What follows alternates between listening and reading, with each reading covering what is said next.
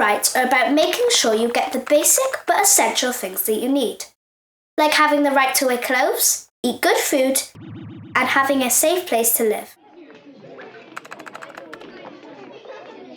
But there are other rights that maybe you hadn't thought about, like the right to an education, and while you're having that education, you have the right to have your individual personality, talents, and potential developed, so that no matter what your skills, you should be encouraged to be the very best you can be. You also have the right to give your opinion and for adults to listen and take it seriously.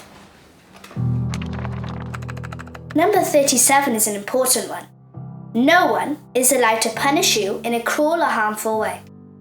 If anyone does, you need to tell a trusted adult. And my favourite is number 31. You have the right to play and rest. It's important to know your rights because this will help you to know how you should be treated. And you can find out about all of these rights by checking out the Children's Commissioner for Wales website.